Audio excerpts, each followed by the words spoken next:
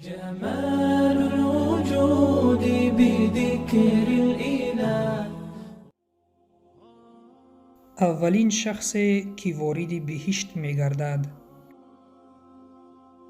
به نام عزت پاک با عرض سلام و ادب و احترام، نصف روزی پیامبر خدا صلی الله علیه و سلم به سوی اصحاب خود شتافتند تا اینکه بعضی از واقعه‌های را که در شب اسرا و معراج دیده بودند حکایت کنند. رسول اکرم صلی الله علیه و سلم در آن شب از مکه به بیت المقدس و از آنجا به آسمان رفتند و پس از آن به مکه بازگشتند.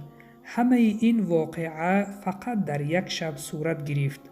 پیامبر خدا صلی الله علیه و سلم به اصحابشان چنین گفتند که آن شب در آنجا حضرت جبرائیل علیه السلام از دستم گرفته به من دروازه جنت را که امتان من از آن داخل جنت می گردند نشان داد.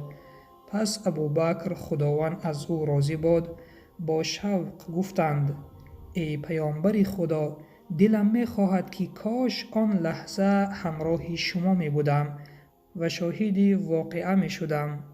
رسول اکرم صلی الله علیه و سلم گفتند: ای ابوبکر، در حقیقت من دیدم که از امتان من تو نخستین شخصی هستی که به جنت داخل می گردی.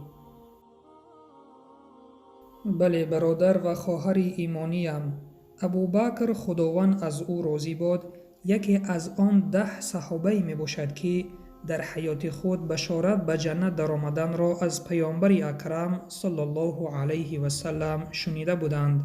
پس دعا میکنیم که خداوند وارد گشتن به جنت را بر ما آسان و نصیب گرداند و سلام بر آن شخصانی که راه هدایت را پیش گرفتند.